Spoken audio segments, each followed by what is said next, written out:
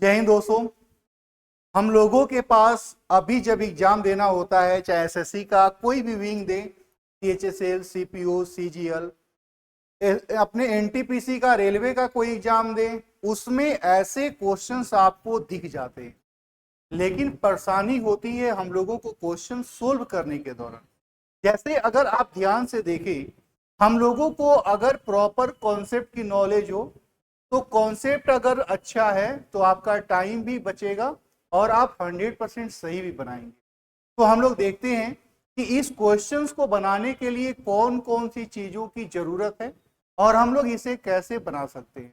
जैसे हम लोगों का इतना बड़ा लाइन में कुछ लिखा गया है, उसका कोई विशेष मतलब नहीं है। हमको बस ये टारगेट रखना है कि यहाँ पे लिखा है कि 3 के आसन फलक वाले संख्या ज्ञात करें।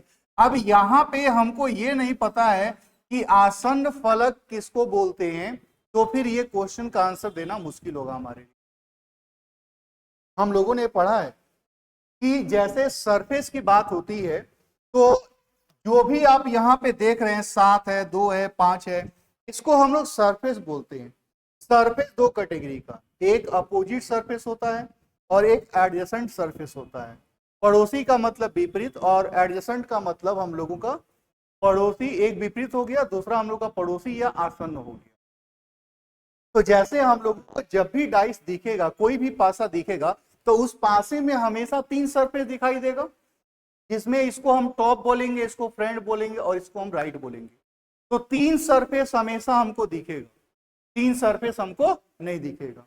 तो अपोजिट सरफेस हम किसको बोलेंगे, तो ऊपर और नीचे वाले को, टॉप और बॉटम को हम अपोजिट बोलेंगे। तो टॉप और बॉटम आपस में क्या हो गए, अपोजिट हो गए। ठीक वैसे ही लेफ्ट और राइट आपस में अपोजिट हो गए, फ्रंट और बैक आपस में अपोजिट हो गए। अब आपको देखना यह है कि टॉप का अपोजिट बॉटम हो गया, तो टॉप का एक ही अपोजिट होगा, वो हो गया बॉटम। बाकी जो ये 4 आपको दिख रहे हैं, ये चारों उसके पड़ोसी कहे जाएंगे।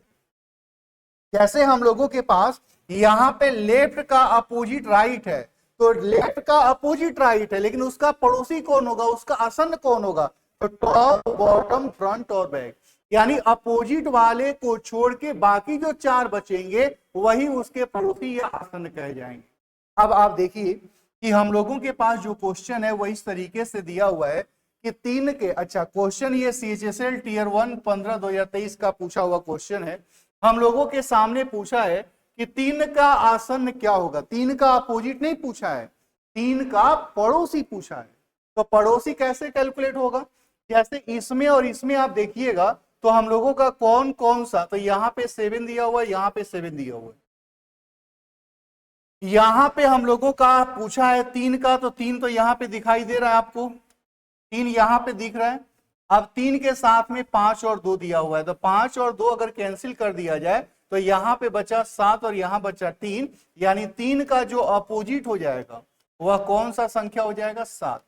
तो 3 का अपोजिट हो गया 7। तो अगर इसके अपोजिट को छोड़ के बाकी कोई भी नंबर लिखा रहेगा, सब तो पड़ोसी ही कहलाएगा। क्योंकि अभी अभी मैंने आपको दिखाया, बताया कि लेफ्ट का अपोजिट जो छोड़ देंगे, केवल उसका अपोजिट छोड़ देंगे, तो बाकी 4 उसका पड़ोसी कहलाएगा। तो यहां पे हम लोगों ने ये बात सोच लिया, देख लिया कि 3 का अपोजिट 7 हो गया। तो यहां पे पूछा है कि 3 का पड़ोसी कौन होगा, आसन्न कौन होगा, तो 3 का अपोजिट 7 हो गया, तो 7 नहीं रहेगा, उसके अलावा जो भी रहेगा हम आंसर में टिक आउट कर लेंगे। तो इसमें 7 दिया है, ये टिक आउट नहीं होगा, इसमें 7 दिया है, ये टिक आउट नहीं होगा, इसमें 7 दिया, ये टिक आउट नहीं होगा। तो ये इस क्वेश्चन का परफेक्ट आंसर होगा। अगर प्रॉपर कॉन्सेप्ट की नॉलेज हो हम लोगों को, तो क्वेश्चन बनाना हम लोगों के लिए काफी आसान है। तो आप ध्यान से देखिए कि अगर किसी भी क्वेश्चंस को बनाना है तो उसके कॉन्सेप्ट के पीछे हमको जाना पड़ेगा कि उसका कॉन्सेप्ट क्या है, और प्रॉपर नॉलेज ही हमारे टाइम को, हमारे एक्यूरेसी को बनाता है। और चलिए हम लोग देखेंगे कि ऐसे ही प्रीवियस ईयर के क्वेश्चन जो अभी हमारे पास बड़े बड़े पूछे जा रहे हैं, उनको जल्दी में कैसे सोल्व किया जा सकता है और उसको सोल्व करने के क्या क्या तरीके हो सकते हैं।